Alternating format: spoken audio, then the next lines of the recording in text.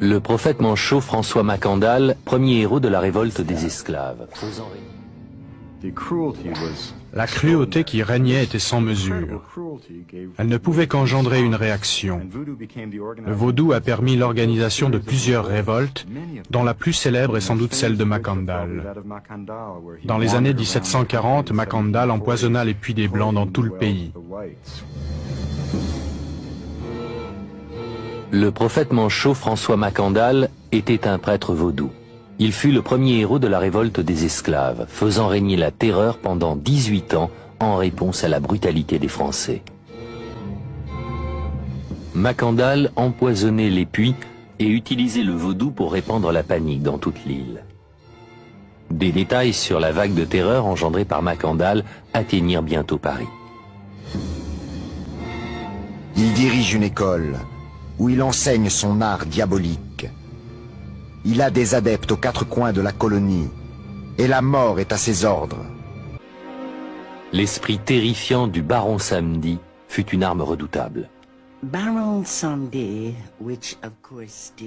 Le baron Samedi traite avec les morts et s'occupe du cimetière.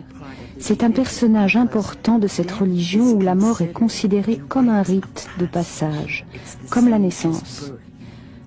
Ainsi, le baron Samedi est le grand gardien du cimetière, le lieu de notre dernier repos. La révolte des nègres marrons se renforça. Encouragé par le triomphe symbolique de Mackandal et armé du spectre menaçant du baron Samedi et de quelques esprits redoutables, la terreur se répandit sur les terres françaises, de même que dans les camps d'esclaves. En 1758, Mackandal fut finalement capturé et condamné à mourir sur le bûcher. Dans une prophétie, il annonça qu'aucune autorité blanche ne pourrait le tuer, qu'il se métamorphoserait au moment de sa mort et deviendrait un esprit vaudou. Lors de son exécution publique, le bûcher, envahi par les flammes, s'effondra sous lui. Ses fers se détachèrent et il tomba sur le sol. Les disciples de Mackandal furent persuadés que la prophétie s'était réalisée. L'influence du vaudou n'en fut que renforcée et l'autorité de l'Église chrétienne en fut, elle, sérieusement ébranlée. Oui, en vérité, toute l'histoire du vaudou en Haïti n'est faite que de luttes, de batailles. Tous les chrétiens s'étaient rassemblés, les catholiques et les protestants, pour éliminer le vaudou. Les esclaves devaient être baptisés le premier jour de leur arrivée en Haïti. Cela faisait partie du processus de dépersonnalisation. Tout était fait pour réduire l'esclave à la condition animale.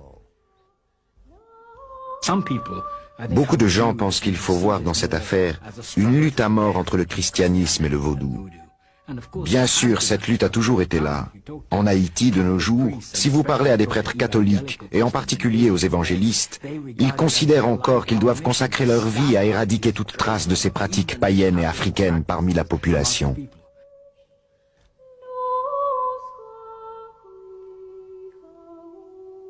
Les églises d'Haïti étalaient souvent des symboles du vaudou sur leurs murs. Dans le meilleur des cas, un semblant de paix régnait entre les deux religions. Pourtant, c'est l'Église qui dirigea une campagne de diabolisation du vaudou, l'accusant de magie noire.